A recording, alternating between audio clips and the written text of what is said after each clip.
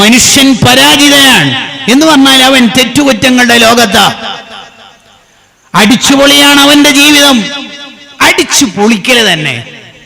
ഉസ്താദെ last year അല്ലേ degree, അടിച്ചു പൊളിക്ക, ലൈഫ് ഫോർ എൻജോയ്, ജീവിതം അടിച്ചു പൊളിക്കാനുള്ളതല്ലേ.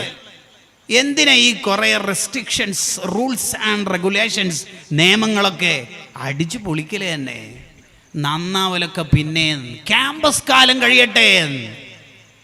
നബി സല്ലല്ലാഹു അലൈഹി വസല്ലം തങ്ങളുടെ അടുത്ത് വന്നിട്ട് ഇസ്ലാം സ്വീകരിച്ചിട്ട് നന്നാവണം എന്ന് വിചാരിച്ച ഒരു മനുഷ്യൻ, ഗ്രന്ഥങ്ങളിൽ കാണാം, അയാൾ വരുന്ന വഴിയിൽ ശത്രുക്കൾ ബ്ലോക്ക് ചെയ്തു. എവിടെ പോവാ?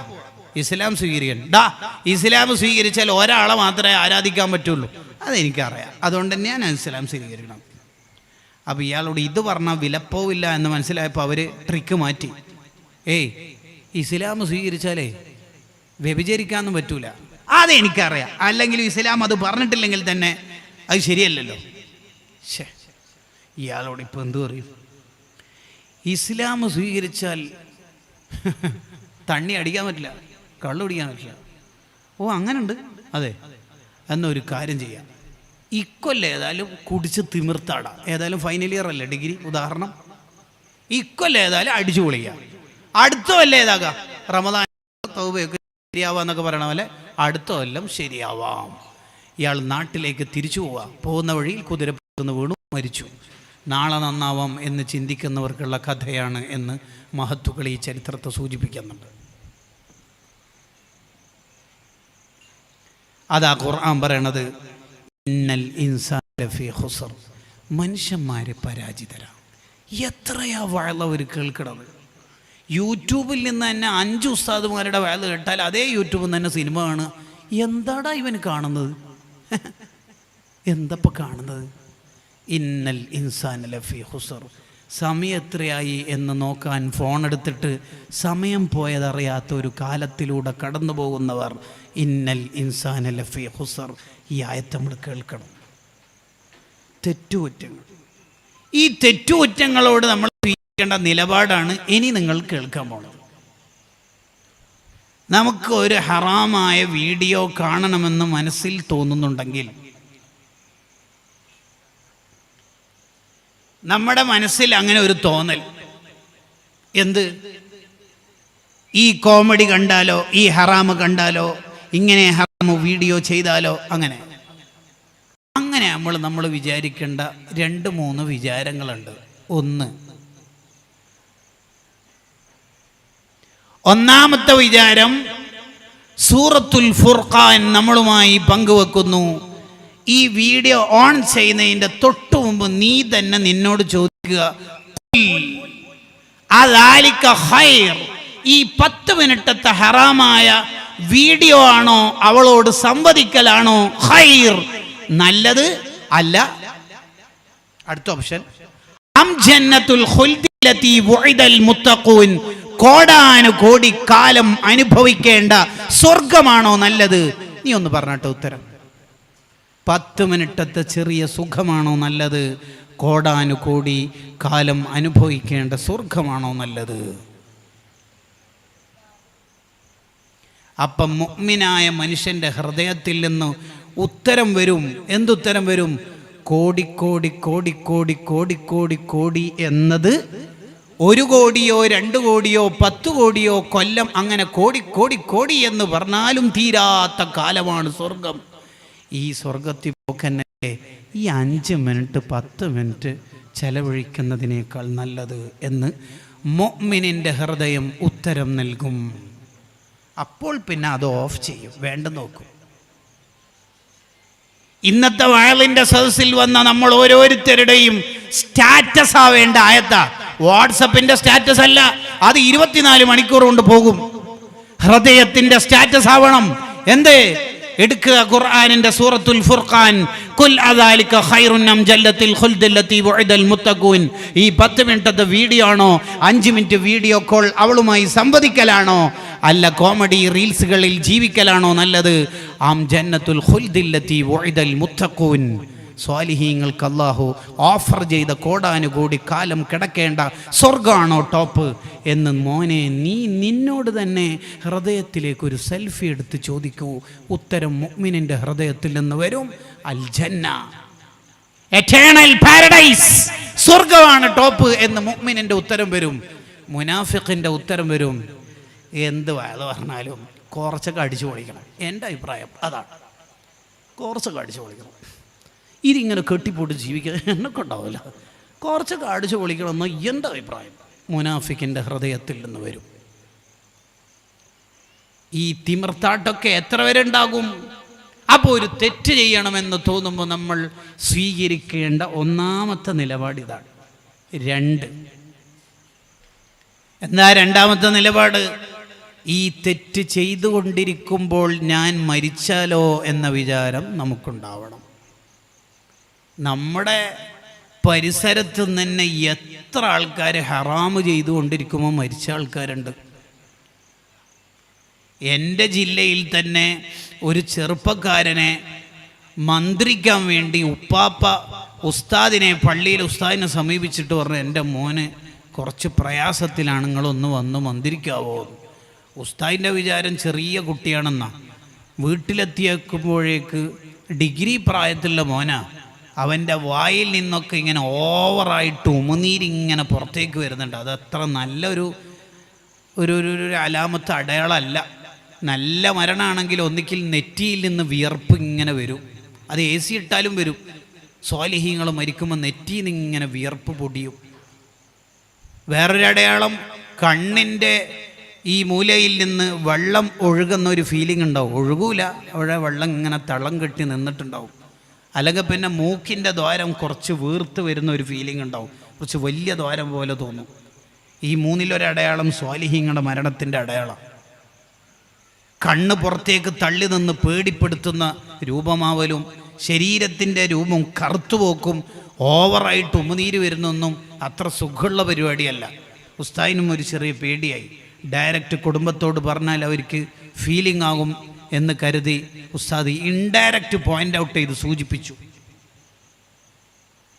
കുറച്ച് കഴിഞ്ഞപ്പോൾ ഈ മോന് മരിച്ചു. ഈ ചെറുപ്പക്കാരൻ ഡ്രസ്സ് മാറ്റിക്കൊടുത്തു.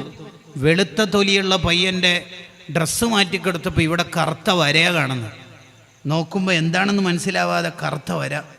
എന്താ? അപ്പോൾ ഈ കുട്ടി പാൻറ്റിൻ്റെ ഇവിടെ ടൈറ്റിൽ അവൻ്റെ ഫോൺ വെച്ചിട്ടുണ്ടായിരുന്നു. അതിൽ കുത്തിയിട്ടുള്ള ഹെഡ്സെറ്റ് ഇയർഫോൺ ഇങ്ങനെ ഇതിലൂടെ വന്നിട്ടുള്ള ചെവിയിലേക്കുള്ള യാത്രയാണ് ആ ഇയർഫോൺ. അതാണ് കാണുന്നത്. അത് പറിച്ചിട്ട് ഒരാൾ വെച്ച് നോക്കുമ്പോൾ മ്യൂസിക് സിനിമ പാട്ടാണ്. അസ്രായിൽ വന്നിട്ട് ഇവനെ ഓഫ് ചെയ്തപ്പോഴും പാട്ട് ഓഫ് ചെയ്യാൻ വേറെ ഒരാൾ വേണ്ടി വന്നു. യമൂത്തുൽ മർഉ അലാ മാ ആശ അലൈഹി. ഒരു മനുഷ്യൻ ജീവിക്കുമ്പോൾ കൂടുതൽ എന്ത് ചെയ്തു അത് ചെയ്യുമ്പോഴായിരിക്കും മരണം ഉണ്ടാവുക. അത് ചെയ്യുമ്പോഴാണ് മരണം ഉണ്ടാവുക. കാമുകനും കാമുകിയും കൂടി കാറിൽ യാത്ര ചെയ്യുമ്പോൾ അപകടത്തിൽ മരിച്ച സംഭവങ്ങൾ കേട്ടിട്ടില്ലേ? ഇന്നൽ ഇൻസാന ലഫീ ഖുസർ. മനുഷ്യർ പരാജിതരാണ്. അവരുടെ ജീവിതം തെറ്റുകുറ്റങ്ങളിൽ രസം കണ്ടെത്തുന്നവരാണ്.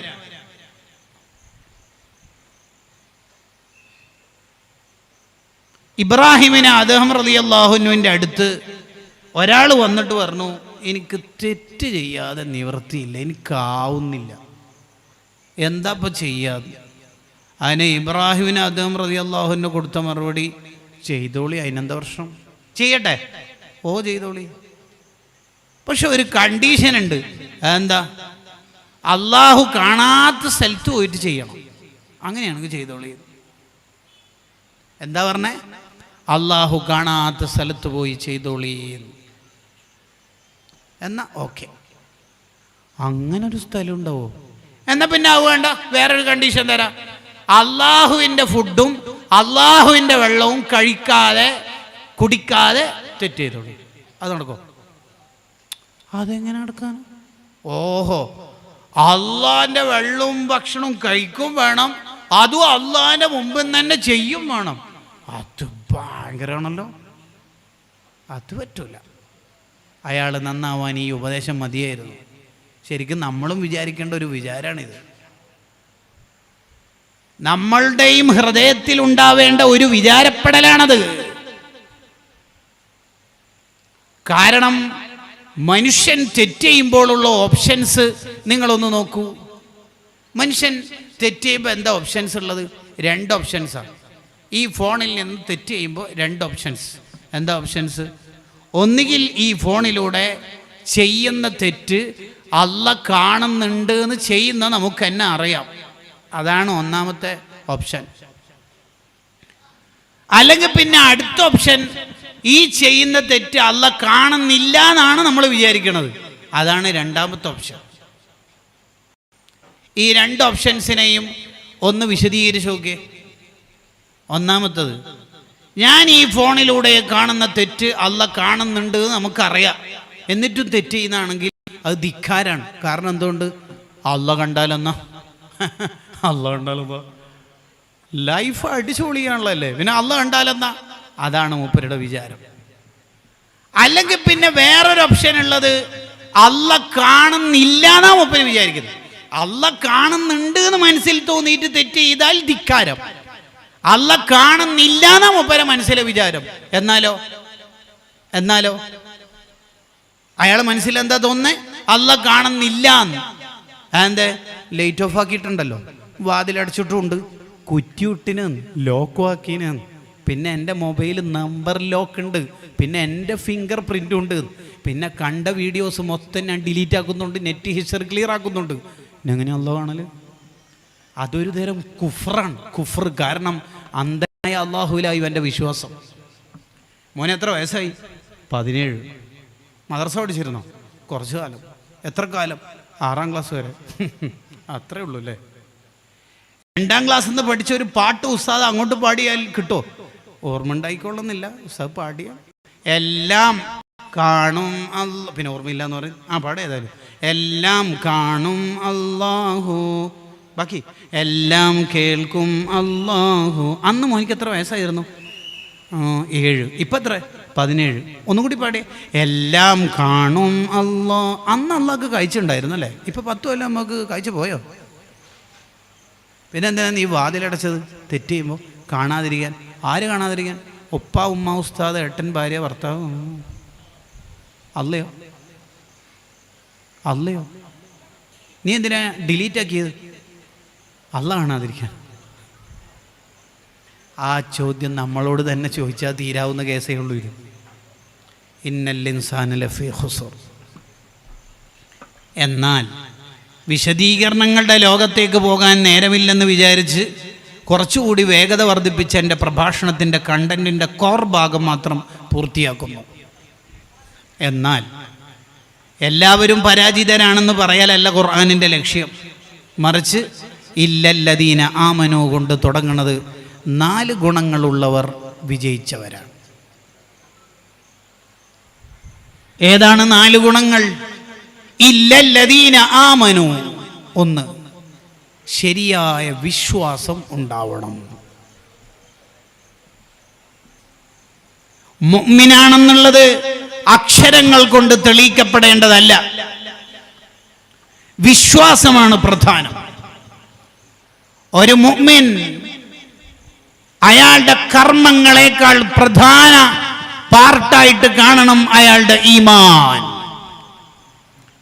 രാവിലെ മുഅ്മിനായവൻ വൈകുന്നേരം കാഫിറാവുന്ന കാലം വരും, ഖിയാമത്ത് നാളിൻ്റെ കാലം. ആ കാലത്തിലൂടെയാണോ കടന്നു പോകുന്നത് എന്ന് ഭയപ്പെട്ടു പോകണം സോഷ്യൽ മീഡിയ കാണുമ്പോൾ. ആലിമീങ്ങളെ പരിഹസിക്കുന്നത് മുർത്തദ്ദാവാനുള്ള കാരണമാണ്. തങ്ങന്മാരെ നിന്ദിക്കുന്നത് ഇസ്ലാം എന്ന് പുറത്തു പോകാനുള്ള കാര്യമായി ദഖീറത്തുൽ ഖൈർ എന്ന ഗ്രന്ഥം എഴുതി വെച്ചിട്ടുണ്ട്.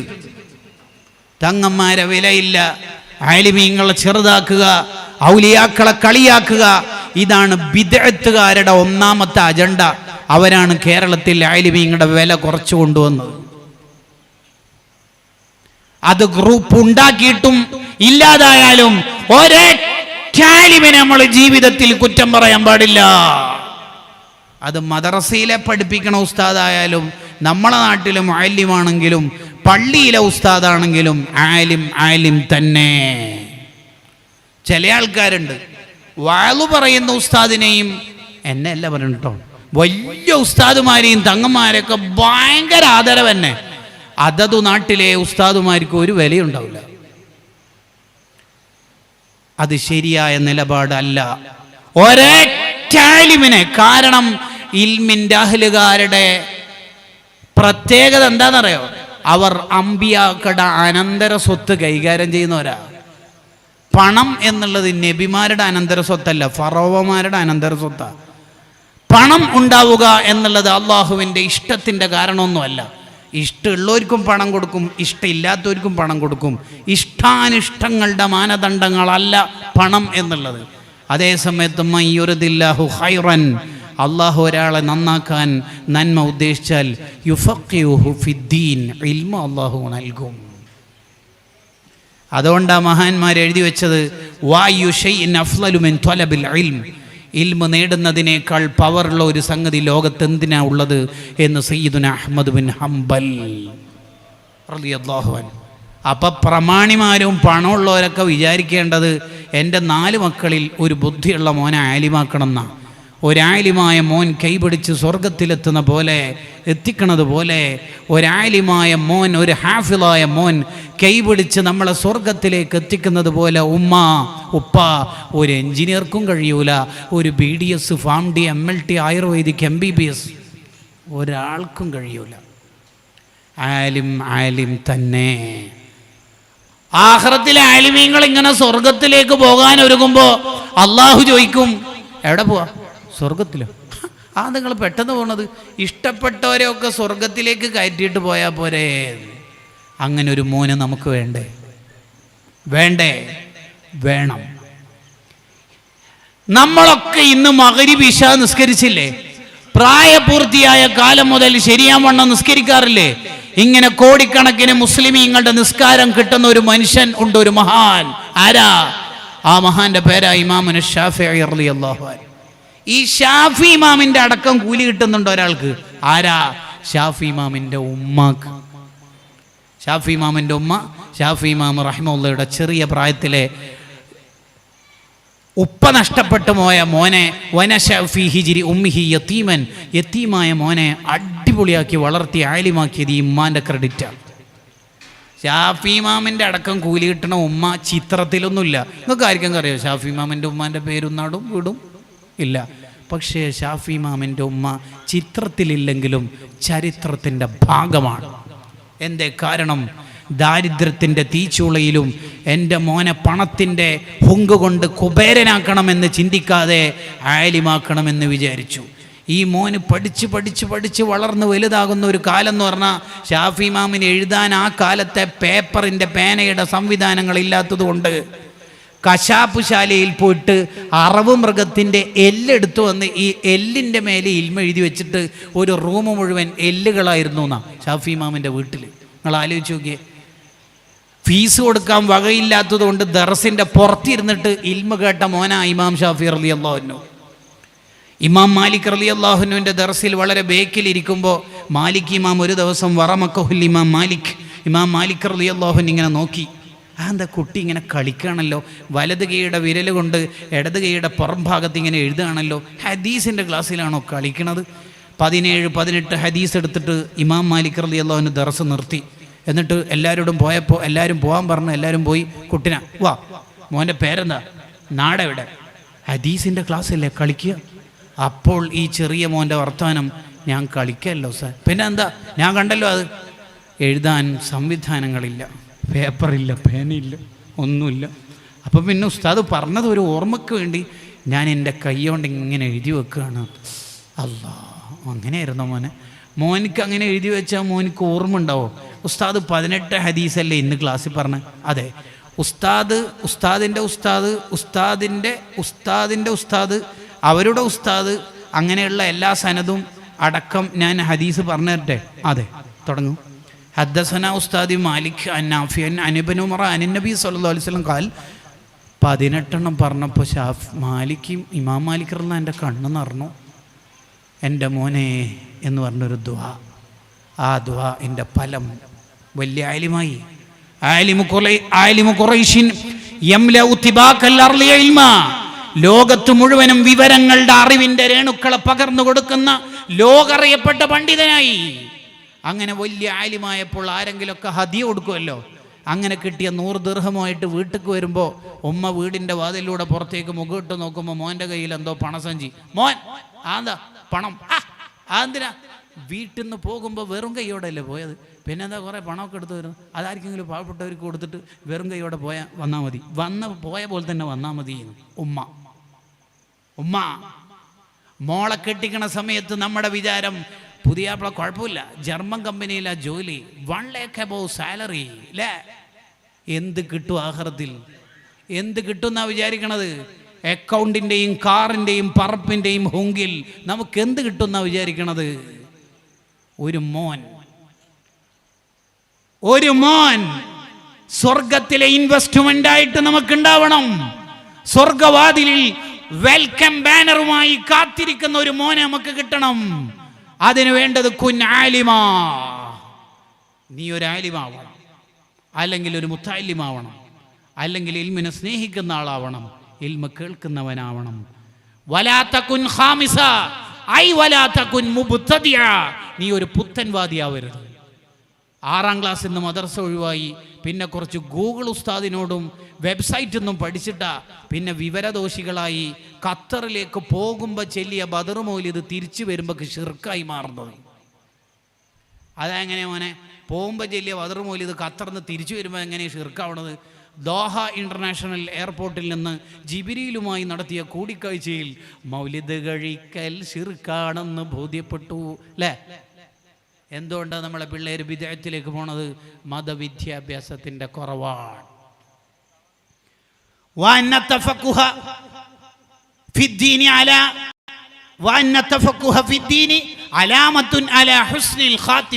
ഇബ്നു ഹജർ തങ്ങൾ പറഞ്ഞല്ലോ, ഇൽമു പഠിച്ചുകൊണ്ടിരിക്കുക എന്ന് പറയുന്നത് ഈമാനോടെ മരിക്കും എന്നുള്ളതിൻ്റെ അടയാള. ഒരാൾ ബിദ്അത്തുകാരനാവുക എന്നുള്ളത് ഈമാനില്ലാതെ മരിക്കും എന്നുള്ളതിൻ്റെ റെഡ് സിഗ്നലാണ്. അള്ളാഹു കാത്തുരക്ഷിക്കട്ടെ. അതാ ഖുർആൻ പറഞ്ഞത് ഖു അൻഫുസക്കും വാഹിലീക്കും നാറ എന്ന് പറഞ്ഞാൽ ഇമാം ഖുശൈരി തങ്ങൾ വിശദീകരിക്കുന്നു, അല്ലിമു ഔലാദക്കും അസ്സുന്നത വൽ ജമാഅ, മക്കളെ നിങ്ങൾ സുന്നികളാക്കി വളർത്തണം. ഈമാൻ നഷ്ടപ്പെടാൻ സാധ്യതയുള്ള തെറ്റുകുറ്റങ്ങളിൽ നിന്നൊക്കെ മാറിയിരിക്കണം. ഒരു 5-6 തെറ്റുകുറ്റങ്ങൾ ഞാൻ കുറച്ച് സ്പീഡിൽ പറയാം. 1, പലിശയുമായി ഇടപെടൽ. കുറച്ച് വർഷങ്ങൾക്ക് മുമ്പൊക്കെ മനുഷ്യന്മാർ ചോദിക്കൽ, ഉസ്താദേ പലിശൻ്റെ കുറച്ച് പണം ഉണ്ടായിരുന്നു കയ്യിൽ, എന്താ പറ്റുക? ബസ് സ്റ്റോപ്പൊക്കെ ഉണ്ടാക്കാമല്ലേ? കുറച്ചും കൂടി അഡ്വാൻസ്ഡ് ആയിട്ടാണ് ഇപ്പോഴത്തെ. കുറച്ച് മുന്നേ വരെ ചോദ്യം, വീട്ടിൻ്റെ ഇൻ്റർലോക്കൊക്കെ ഇടല്ലേ? ഇപ്പം ചോദ്യങ്ങളൊക്കെ മാറിയിട്ട് വീട്ടിലെ കക്കൂസൊക്കെ ഉണ്ടാക്കാമല്ലേ? നാളത്തെ ചോദ്യം പ്രതീക്ഷിക്കുക, വീട്ടിലെ ബെഡ്റൂം വാങ്ങാമല്ലേ? ബെഡ്റൂം സെറ്റാക്കാം. പലിശയോടൊക്കെ വളരെ ലാഘവത്തോടുള്ള ഇടപെടലാണ്. പലിശക്കാരോട് അള്ളാഹു യുദ്ധം പ്രഖ്യാപിച്ചിട്ടുണ്ട് എന്ന ആയത്തുണ്ടല്ലോ, ഇതിനെ വിശദീകരിച്ച് മഹാന്മാർ എന്താ പറഞ്ഞതെന്നറിയോ? അള്ള യുദ്ധം പ്രഖ്യാപിച്ചു എന്ന് പറഞ്ഞാൽ അതിൻ്റെ അർത്ഥം അയാൾ ഈമാനില്ലാതെ മരിച്ചു പോകും. ഫർണിച്ചർ ഷോപ്പുകാരും ജ്വല്ലറിക്കാരൊക്കെ വിവിധങ്ങളായ സ്കീമുകൾ ഇട്ടിട്ട് ഓഫറുകൾ പ്രഖ്യാപിക്കുമ്പോൾ ഈ കച്ചവടം എനിക്ക് ഹലാലാണോ ഹറാമാണോ എന്ന് വിലയിരുത്താതെ, ഫിഖ് അറിയുന്ന ആലിമിനോട് ചോദിക്കാതെ നമ്മൾ അതിൽ ഇടപെടരുത്. കടം കൊടുത്തിട്ട് ലാഭം വാങ്ങുന്ന പരിപാടികളൊക്കെ പലിശ ഇസ്ലാമിൽ. കൊല്ലു കർലിൻ ജറ മൻഫഅതൻ ഫഹുവ റിബാന. കടം കൊടുത്തിട്ട് ലാഭം വാങ്ങുന്ന പരിപാടിയൊക്കെ പലിശയാണ്. ഇപ്പം കടം എന്നൊന്നും പറയൂല, ഇൻവെസ്റ്റ്മെൻറ്റ് എന്നാണ് പറയുക. ഇൻവെസ്റ്റ്മെൻറ്റ്. ഇപ്പോൾ സ്വർണം എത്രയാണോ വില, ആ വിലക്ക് 4 മാസം കഴിഞ്ഞിട്ട് നിൻ്റെ പെങ്ങളെ കല്യാണത്തിൻ്റെ സമയത്ത് തരാം. അപ്പോൾ പണം ഇങ്ങനെ അടച്ചുകൊണ്ടിരുന്നാൽ മതി. ഇപ്പോഴാണ് സ്വർണത്തിൻ്റെ വില കുറവെങ്കിൽ ഈ വിലക്ക്, അന്നാണ് കുറവെങ്കിൽ ആ വിലക്ക്, അന്ന് കൂടുതലാണെങ്കിൽ ഇപ്പോഴത്തെ വിലക്ക്. പണിക്കൂലിയില്ല എന്ന ലാഭം നിനക്ക് ഉണ്ടാകും. കടം കൊടുക്കുന്നു, ലാഭം വാങ്ങുന്നു. മോമിനീങ്ങളെ, ഇത്തരത്തിൽ ഏത് കച്ചവടം നടത്തുമ്പോഴും ഉടനെ തന്നെ ഒരു ഫഖീഹായ ഫിഖ്ഹ് അറിയുന്ന ഒരാളോട് ചോദിക്കണം. ചിലപ്പോൾ അങ്ങനത്തെ ഓൺലൈൻ ബിസിനസ്സിലും അത്തരം കച്ചവടങ്ങളിലും നമ്മളെ കൂടെ ഇരുത്താൻ വേണ്ടി അവരുപയോഗിക്കുന്ന ഒന്നാമത്തെ ട്രിക്ക് 2-3 ഉസ്താമാരൊക്കെ ഉണ്ട് എന്നുള്ള ഉസ്താമാരുടെ പേരും അറിയില്ലായിരിക്കും. അതുകൊണ്ടാണ് ഞാൻ പറയണത്, ഫിഖ്ഹ് അറിയുന്ന ആളോട് തന്നെ ചോദിക്കണം.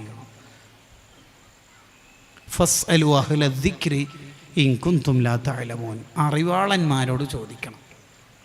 ചില മഹാന്മാരൊക്കെ കാണിച്ച സൂക്ഷ്മത കേൾക്കണം നിങ്ങൾ. അബൂ ഹനീഫ റളിയല്ലാഹു അൻഹു ഒരാൾക്ക് കടം കൊടുത്തു, തിരികെ കിട്ടാനുള്ള ഡേറ്റായി. അബൂ ഹനീഫ റളിയല്ലാഹു അൻഹു കാണിച്ച സൂക്ഷ്മത കാണണോ? ആ കടം തിരിച്ചു വാങ്ങേണ്ട ആരാണോ അയാളുടെ വീട്ടിൻ്റെ അടുത്തേക്ക് പോയി. അപ്പോൾ അയാൾ വീട്ടിൻ്റെ വാതിൽ തുറന്നിട്ട് പുറത്തേക്ക് വന്നിട്ട് പറഞ്ഞു, കടം ആയിരിക്കും അല്ലേ വന്ന കാര്യം? അതെ. നിങ്ങളെന്താ ഈ വെയിലത്ത് നിൽക്കണത്? വീട്ടിൻ്റെ ഉള്ളിൽ കയറൂ. ഇനി കയറുന്നില്ലെങ്കിൽ എൻ്റെ വീടിൻ്റെ സൺഷെയ്ഡിൻ്റെ തണലെങ്കിലും കൊള്ളാലോ, സൈഡിൽ നിന്നൂടെ? വെയിലത്ത് എന്തിനാ പൊരി വെയിലത്ത് ചൂട് ഏൽക്കണത്? അത് വേണ്ടല്ലോ. എൻ്റെ തിരികെയുള്ള മറുപടി എന്താ പറയുക? ഞാൻ നിങ്ങൾക്ക് 10,000 അല്ലേ തന്നേക്കണത്, ഉദാഹരണം. അതെ, ആ 10,000 എനിക്ക് തിരിച്ചു തരുമല്ലോ. അതെ, അത് മതി. അതിൻ്റെ കൂടെ നിങ്ങളുടെ വീടിൻ്റെ തണൽ പ്ലസ് എക്സ്ട്രാ അനുഭവിക്കുമ്പോൾ പലിശയാവുമെന്ന് പേടിയുണ്ട്, അതുകൊണ്ട് ഞാൻ വെയിൽ അനുഭവിച്ചോളാമെന്ന്. ഈ മഹാന്മാരുടെ മുന്നിലേക്കാണ് നമ്മൾ ഈ ഉഡായിപ്പോയിട്ട് പോകുന്നത്. തീർന്നില്ല. ദലീലുത്തുജാർ എന്ന് പറയുന്ന യൂസുഫ് നബ്ഹാനി തങ്ങളുടെ ഒരു കിതാബുണ്ട്. ബിസിനസ്സുകാർ നിർബന്ധ ബുദ്ധിയ പള്ളിയിൽ ഉസ്താദിൻ്റെ അടുത്ത് പോയിട്ട് ഓതേണ്ട കിതാബാണ്. സ്റ്റോക്ക് കുറവില്ല, നിങ്ങൾക്കായതുകൊണ്ടാണ് ഈ പൈസ കുറച്ച് തരുന്നത്, നിങ്ങൾ നമ്മളെ വളരെ അടുപ്പമുള്ളവരാണല്ലോ എന്നൊക്കെ പറഞ്ഞിട്ടുള്ള ഉഡായിപ്പ് കച്ചവടത്തിനൊക്കെ നിലംപരിശാക്കുന്നുണ്ട് ആ കിതാബ്. ഇബ്ൻ അൽ ഹാജ് തങ്ങളുടെ മദ്ഖലും ഗസാലി ഇമാമിൻ്റെ ഇഹിയാവും പ്രധാന ഡിപ്പെൻഡായിട്ടാണ് യൂസുഫ് നബ്ഹാനി തങ്ങൾ ആ കിതാബ് രചിക്കുന്നത്. അതിൽ കാണാൻ ചില മഹാന്മാരുടെ സൂക്ഷ്മത. 1000 രൂപ എന്നൊക്കെ നാട്ടിലെ ഉദാഹരണമാണ് കേട്ടോ. കിതാബിൽ ദിർഹം ദീനാർ എന്നൊക്കെ ഉണ്ടാവുക. 1000 രൂപ കടം കൊടുത്താൽ തിരികെ വാങ്ങുമ്പോൾ അവർ 900 മതി എന്ന് പറയും. അപ്പം രൂപ കടം കൊടുത്താൽ തിരികെ വാങ്ങുമ്പോൾ അവർ 900 മതി എന്ന് പറയും. അപ്പം കടം വാങ്ങിയ ആൾ പറയും ആന്തെ 900. അല്ല ഞാൻ അന്ന് നിങ്ങൾക്ക് ചില്ലറയായിട്ടുള്ള പറയും ആന്തെ 900. അല്ല ഞാൻ അന്ന് നിങ്ങൾക്ക് ചില്ലറയായിട്ടല്ലേ തന്നത്. അങ്ങനെ എണ്ണുന്ന സമയത്ത് 900 എന്നുള്ളത് 1000 ആയിപ്പോയതാണെങ്കിലോ അന്ന് തന്നത് 900 ആയിട്ട് ഇന്ന് 1000 വാങ്ങിയാൽ എക്സ്ട്രാ പലിശയാവില്ല, പേടിയാവണത്. അതുകൊണ്ട് 1000 വേണ്ട, 900 മതി. ഈ മഹാന്മാരല്ലേ നമ്മുടെ മുന്നിലുള്ള മഹാന്മാർ. പലിശയുമായി ബന്ധം ഉള്ള ആൾക്ക് മരണസമയത്ത് ഈമാൻ അങ്ങ് പോകാൻ സാധ്യത കൂടുതലാണ്. എന്തിനാ അങ്ങനത്തെ ക്യാഷൊക്കെ? പിന്നെ നമ്മളെ മക്കളെങ്ങനെ നന്നാവുക? സാമ്പത്തിക ശുദ്ധിയില്ലാത്തവരുടെ മക്കൾ സ്വാലിഹീങ്ങളാവോ? ആവോ? എവിടെ ആവാനാ? ഹലാലായ ഭക്ഷണം കഴിക്കാതെ, ഭക്ഷണം കൊടുക്കാതെ കുട്ടികൾ നന്നാവോ? ഒരാളെടുത്ത് നമ്മൾ ഒരു 10 രൂപ എക്സ്ട്രാ വാങ്ങിയെന്ന് കരുതൂ, പറ്റിച്ചിട്ട്. ആ 10 രൂപനെ കൊണ്ട് അരി വാങ്ങി, ആ അരി കൊണ്ട് നമ്മുടെ മക്കൾക്ക് ഫുഡാക്കി കൊടുത്ത ഈ കുട്ടികളെങ്ങനെയാണ് സ്വാലിഹീങ്ങളാവുക? ഹുസ്നു തനബ്ബുഹ് ലിമാ വറദ ഫി തശബ്ബുഹ് എന്ന ഗ്രന്ഥത്തിൽ കാണാം,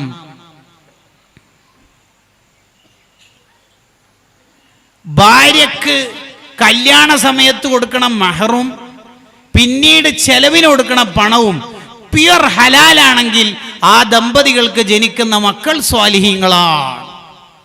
പഠിച്ചു വെക്കേണ്ട കണ്ടന്റ് അത്, പഠിച്ചു വെക്കേണ്ട കണ്ടന്റ്. ആ മഹറൊക്കെ വാങ്ങുന്ന പണം ഉണ്ടല്ലോ, ചെറുപ്പക്കാരെ സ്നേഹം കൊണ്ട് പറയാ, 5 പൈസ അതില് ഒരു ശുബ്ഹത്ത്, ഹറാമ് പോയിട്ട് ശുബ്ഹത്ത് വരെ ഉണ്ടാകാൻ പാടില്ല. ഒരു സംശയമുള്ള പണം വരെ ആ മഹർ വാങ്ങുന്നതിലുണ്ടാവുക. അതാണ് നമ്മുടെ ഖിയാമത്ത് നാൾ വരെയുള്ള ജീവിതത്തിൻ്റെ എല്ലാം കിടക്കണ ആ മഹറിൻ്റെ പണത്തിലാണ്.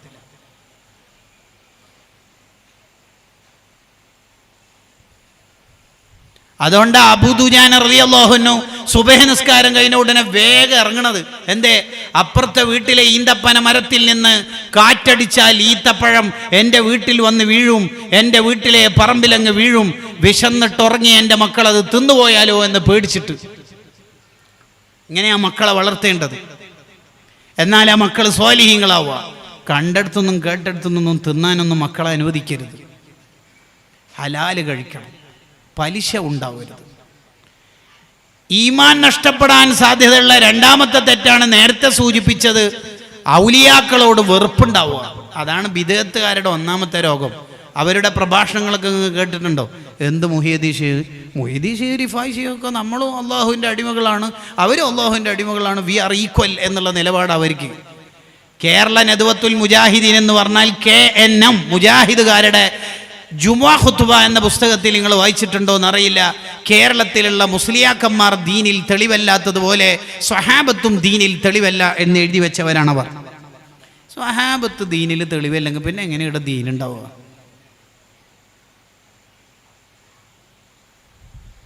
ആലോചിച്ച് നോക്കി.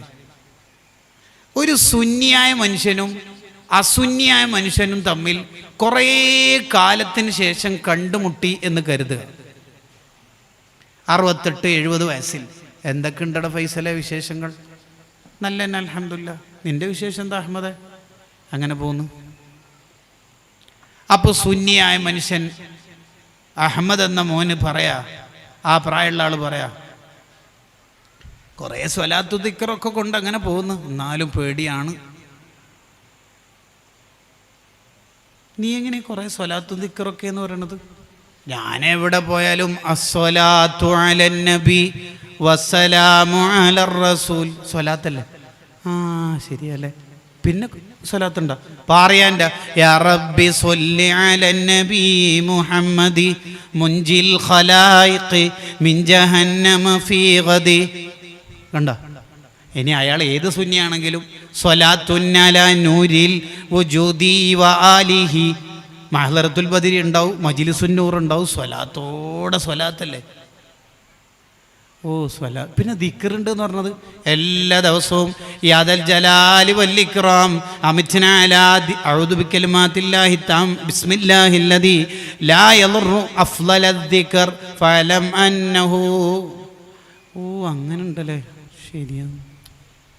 പിന്നെ കുറച്ച് സുന്നത്ത് നോമ്പുണ്ട്. നീ കുറേ എപ്പോഴല്ല, ബറാത്ത് നോമ്പ് എനിക്കുണ്ട്, മേറാജിൻ്റെ നോമ്പുണ്ട്, നിനക്കുണ്ടോ? ഇല്ല. എന്തുകൊണ്ട്? അത് അനിസ്ലാമികമാണ്. ബറാത്തിൻ്റെ നോമ്പ് എന്തേ? ബറാത്തിൻ്റെ നോമ്പ് അനിസ്ലാമികോ? അതെ. അതെന്തേ? ഉച്ചക്ക് അത്താൻ വഹിച്ചിട്ട് പായിരാക്ക് നോമ്പ് കുറിക്കല, ബറാത്തിൻ്റെ നോമ്പ് അനിസ്ലാമികമാണെന്നെല്ലാം പറയുന്നു. പിന്നെ നിനക്കെന്താ ഉള്ളത്? പിന്നെ എല്ലായിടത്തും പോയാലും അൽ ഫാത്തിഹ. പിന്നെ കുറേ കുടുംബത്തിൽ നിന്ന് മരിച്ചവരുടെ പേരിലൊക്കെ ഭക്ഷണം കൊടുക്കൽ, അങ്ങനൊക്കെ ഉണ്ട്. ഇതാണ് സുന്നീൻ്റെ അക്കൗണ്ടിലുണ്ടായത്. ഇനി സുന്നി അല്ലാത്ത മറ്റേ മനുഷ്യനോട് നിനക്കെന്താ ഉള്ളത്?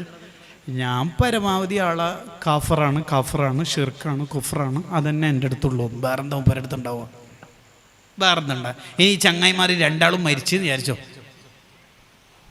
ഈ സുന്നിയായ മനുഷ്യൻ്റെ ഖബറിലേക്ക് മക്കളുടെ യാസീന് ഖത്മ ദിക്ർ തഹ്ലീല് ഖത്മ ഒരുപാട്. ഈ ചങ്ങായിൻ്റെ ഖബർ വരണ്ട് ഉണങ്ങിയിട്ടുണ്ടാവും, ഒരു സാധനം കിട്ടാനില്ല. എന്താ കിട്ടണ്ടേ? പറയ്, എന്താ കിട്ടുക? ഇവിടെ ഈ പള്ളിയിൽ, ഇത് പള്ളിയല്ലേ, ഈ പള്ളിയിൽ ഒരു 400 ആൾ പങ്കെടുക്കുന്ന ഒരു നിക്കാഹ് ഉണ്ട് എന്ന് വിചാരിക്കാം. 400 ആൾ പങ്കെടുക്കുന്ന ഒരു നിക്കാഹ്. ആ നിക്കാഹിൽ തങ്ങന്മാരുണ്ട്, ഉസ്താദ്മാരുണ്ട്, പ്രായമുള്ള നമ്മളെ കമ്മിറ്റി ഭാരവാഹികളുണ്ട്. എന്ന് പറഞ്ഞാൽ 10-68 കൊല്ലം അള്ളാഹ്ക്ക് സുജൂദ് ചെയ്ത മനുഷ്യന്മാരാണ്. പ്രായമുള്ളവർക്ക് വലിയ ബഹുമാനമാണല്ലോ. അങ്ങനെ 400 ആൾ. പുതിയാപ്പിള ഒരു ജമാഅത്ത് ഇസ്ലാമിക്കാരനാണ്, അല്ലെങ്കിൽ ഒരു മുജാഹിദുകാരനാണ്. അയാൾ അത്ര ബിദഅത്ത് ഉള്ളതൊന്നും ആർക്കും അറിയില്ല. ഗൾഫിലായിരുന്നു കുറേ കാലം. ടവ്വൽ വെറുതെ പേരിന് തലയിലുണ്ട്. അങ്ങനെ ഖത്തീബ് ഉസ്താദ്, തങ്ങൾ ഉസ്താദ് ദ്വാരക്കുണ്ട്. അല്ലാഹ് ബാറക്കല്ലാഹു ലക്കുമാ വബാറക അലൈക്കുമാ വജമഅല്ലാഹു ബൈനക്കുമാ ഫീ ഖൈരിൻ വലുത്ഫിൻ വആഫിയ. ഈ ദമ്പതിമാർക്ക് നീ ബർക്കത്ത് ചെയ്യണേ അല്ലാഹ്. എല്ലാവരും 399 ആളും ആമീൻ പറയുമ്പോൾ ഇവൻ കൈ ഇങ്ങനെ താഴ്ത്തിയിട്ട് നമ്മുടെ ഫ്രീ കിക്കൊക്കെ ഫുട്ബോൾ ടീം അടിക്കുമ്പോൾ ഡിഫൻസിന് നിൽക്കുമല്ലോ കുറച്ചാൾ, അങ്ങനെ ഇങ്ങനെ നിൽക്കുന്നുണ്ട്. ഇവനൊന്നുമില്ല, അനങ്ങുന്നില്ല. പിന്നെ ഉസ്താദ് വേർക്കുണ്ട്, അല്ലാഹു മഖ്റുജ് മിൻഹുമാ ദുരിയത്തൻ ത്വയ്യിബത്തൻ നാഫിഅത്തൻ ലിൽ ഇസ്ലാമി വൽ മുസ്ലിമീൻ. ഈ ദമ്പതിമാർക്ക് പിന്നീട് ജനിക്കുന്ന മക്കളെ നീ സ്വാലിഹീങ്ങളാക്കണേ അല്ലാ. എല്ലാവരും ആമീൻ പറഞ്ഞു. ഇവനിങ്ങനെ അല്ലാഹുമ്മ അല്ലിഫ് ബൈന ഹാദാ വബൈന മൻകൂഹതിഹി കമാ അല്ലഫ്ത ബൈന നബിയിനാ സ്വല്ലല്ലാഹു അലൈഹി വസല്ലം വഅസ്വാജിഹി ത്വാഹിറാത്തി ഉമ്മഹാത്തിൽ മുഅ്മിനീൻ. ഈ മോൻ്റെയും അവൻ്റെ ഭാര്യൻ്റെയും ഇടയിൽ നല്ല ഇണക്കം, നല്ല സ്നേഹം അമ്പിയാക്കൾക്ക് അവരുടെ ഭാര്യമാർക്കിടയിൽ കൊടുത്ത പോലെ കൊടുക്കണം. എല്ലാവരും ഇവൻക്ക് ആമീൻ പറയുന്നു.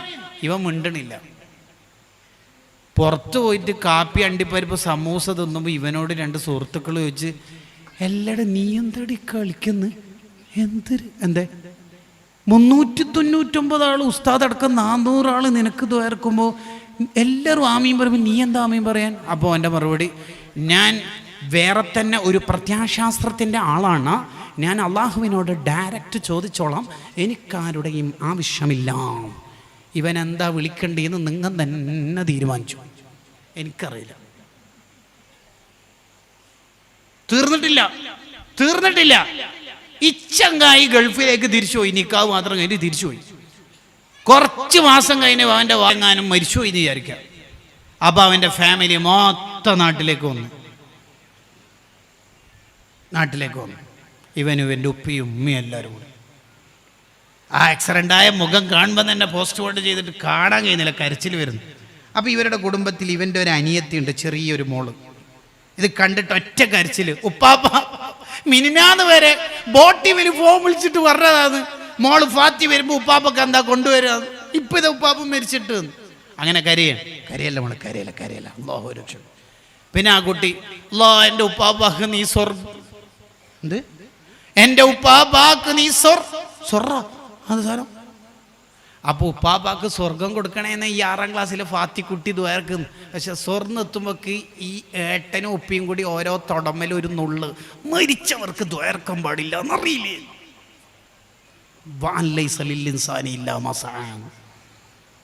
കേട്ടാ, ഇതാണ് മുജാഹിദ് ജമാഅത്ത് എന്ന് പറഞ്ഞാൽ. നിങ്ങൾ വിചാരിക്കേണ്ട എന്തോ സൈക്കോളജീൻ്റെ കോഴ്സാണ് അല്ലെങ്കിൽ ആന്ത്രോപോളജിസ്റ്റാണ് മുജാഹിദ് എന്നൊന്നും വിചാരിക്കേണ്ട.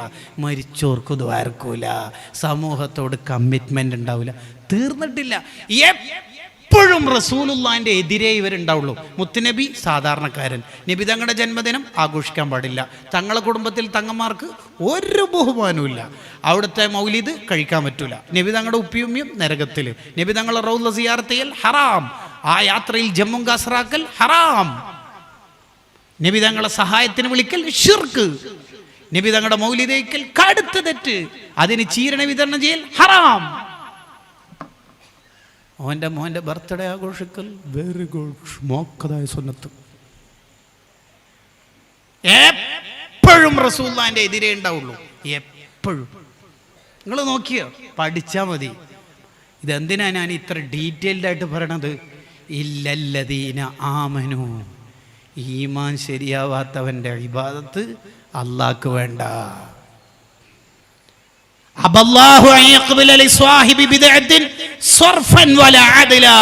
ഒരു പുത്തൻവാദിയുടെ ഫർളും സുന്നത്തും അല്ലാഹു സ്വീകരിക്കൂല. അല്ലാഹു നമ്മളെ മക്കളെയൊക്കെ കാത്തുരക്ഷിക്കട്ടെ. രണ്ടാമത്തത്, ഈമാൻ ശരിയായി കിട്ടണം. ഈമാൻ തെറ്റിപ്പോകുന്ന തെറ്റുകുറ്റങ്ങളിൽ നിന്നും മാറി നിൽക്കണം. രണ്ടാമത് വിജയിക്കേണ്ട അടയാളം അല്ലാഹു പറയാണ്,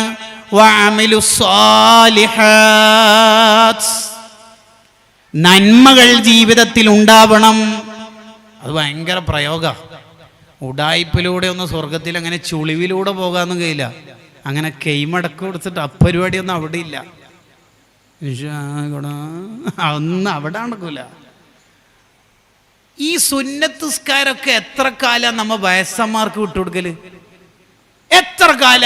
ചെറുപ്പക്കാരെ, എനിക്ക് നിങ്ങളെ പറ്റിയിട്ട് പറയാനാ വിഷയം തന്നേക്കണത്.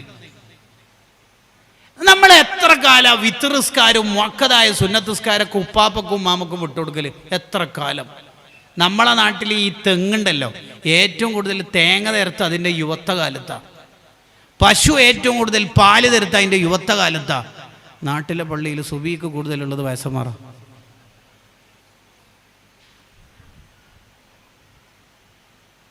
എത്ര കാലം ഈ സുന്നത്ത് നോമ്പ്, സുന്നത്ത് സ്കാരം, ഇതൊക്കെ പ്രായമുള്ളവർക്ക് വിട്ടുകൊടുക്കുക. എത്ര കാലം? ലോകത്തെ പള്ളിക്കാടുകൾ എടുത്ത് പരിശോധിച്ചാൽ കൂടുതൽ പ്രായം എത്തിയിട്ട് മരിച്ചവരുടെ ഖബറായിരിക്കുമോ കൂടുതൽ, അല്ല പ്രായം കൂടുതൽ എത്താതെ മരിച്ചവരുടെ ഖബറായിരിക്കുമോ കൂടുതൽ എന്നൊന്ന് പരിശോധിച്ച് നോക്കിയേ. ഒരു 10 പള്ളി മൈതാനിയുടെ ടോട്ടൽ ലിസ്റ്റ് ഒരു സെൻസസ് പ്രകാരം എടുത്ത് നോക്കിയേ. ക്രോസ് ചെക്ക് ചെയ്താൽ കിട്ടുന്ന ലിസ്റ്റിന്റെ ഉത്തരം കൂടുതൽ പ്രായമെത്താതെ മരിച്ചവരായിരിക്കുമെന്ന് സൊയ്ദുൽ ഖാത്തിർ എന്ന കിതാബ് ഹാഫിള് ഇബ്നുൽ ജൗസി റഹിമഹുല്ലാഹ് എഴുതി വെക്കുന്നു. നമ്മളെ നാട്ടിൽ നിന്ന് 80 വയസ്സുള്ള ഒരു പ്രായമുള്ള മനുഷ്യൻ മരിച്ചാൽ ആ ജനാസ കർമ്മത്തിൽ പങ്കെടുക്കുന്ന നമുക്ക് ഓരോരുത്തർക്കും തോന്നും 40, ഇനിയൊരു 40 ഉണ്ട് ഇൻഷാ അല്ലാഹ്. നമുക്ക് തോന്നും. നാട്ടിലെ മരണങ്ങൾ ഞാൻ മരിക്കുമെന്ന ചിന്തക്ക് പകരം ഡെക്കറേഷൻ ബൾബ് പോലുള്ള തിളങ്ങുന്ന ഇന്നാലില്ലാഹി വ ഇന്നാ ഇലൈഹി റാജിഊന്റെ സ്റ്റിക്കർ ഇടല നമ്മളെ പണി. അതിലപ്പുറത്ത് ആ മരണം നമ്മളിൽ ഒരു ഫലവും ഉണ്ടാക്കണില്ല.